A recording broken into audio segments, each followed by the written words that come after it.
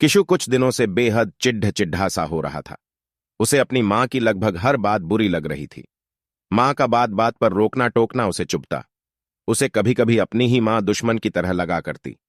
किशु की मां प्रिया किशु के इस तरह के बर्ताव से परेशान रहती।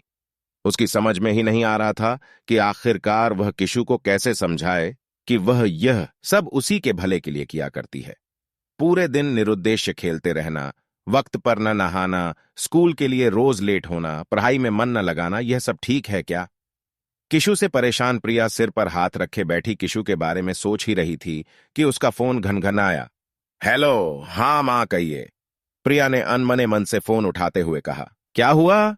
कुछ परेशान सी लग रही हो? उसकी मां ने पूछा। हाँ मां, आजकल किशु बहुत तंग करता है। न तो ठीक से पढ़ता है, न ही अच्छा बर्ताव करता है।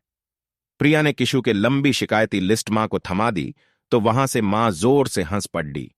मैं यहां आपसे अपनी परेशानी साझा कर रही हूं और आप हंस रही हैं, प्रिया ने तल की आवाज में कहा। तो प्रिया की मां बोली, बेटा, वो अभी छोटा है। अभी वह कहां समझ पाएगा कि क्या सही है और क्या गलत है। 10 साल का बच्चा कोई छोटा नहीं होता मां। प्रिया की आवाज और तल्क हो गई। मेरी बात ध्यान से सुन। तेरे ऊपर इस समय ऑफिस और घर के कामों का बहुत भार है, इसलिए तो इस समय ज्यादा परेशान है तू।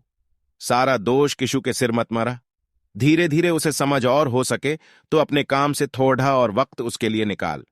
तेरी बचपन से आदत है, तू थोड़ी सी बात पर चिड्डी हो जाती है। तू अगर अपना स्वभाव नहीं बदलेगी तो किशु को कैसे बदलेगी?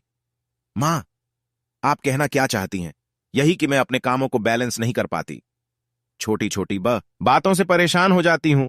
आपको तो हमेशा मुझ में ही दोष दिखता है। नहीं करनी आपसे कोई भी बात शेयर। बाय। यह कहते हुए प्रिया ने मां का फोन काट दिया। इत्तेफाक से प्रिया के पास खड्डेढ़ा किशु यह सब सुन रहा था। तभी वह प्रिया से कहने लगा, बिल्कुल यही बात मुझे आपसे कहनी है। आप क्या सोचती हैं कि मुझे खेल कूद और पढ़ाई में बैलेंस करना नहीं आता? आपको भी हमेशा मुझ में ही दोष नजर आता है। अब मैं भी आपसे अपनी कोई भी बात शेयर नहीं करूंगा। किशु ने वही किया जो प्रिया ने कुछ पल पहले अपनी मां के साथ किया था। प्रिया किशु की बात सुनकर पल भर को ठहर गई। बच्चों की इस तरह की बातें मां के मन में कितनी गहरी चोट करती हैं। तभी प्रिया कुछ सोचती हुई उठी और उसने किशु को गले लगाकर कहा, सॉरी बेटा, अब मैं आपको आपके हिस्से का पूरा वक्त दूंगी और बात बात पर चिढ़ भी नहीं करूंगी। यहां मां बेटे में सुलह हो गई तो प्रिया को अपनी मां की याद आई और उसने उन्हें तुरंत कॉल करके कहा, सॉरी मां। और यहां किशु भी प्रिया के गले झूलकर बोल उठा, सॉरी मां। वीडियो अच्छी लगी हो तो लाइक करे और चैनल को सब्सक्राइब करे।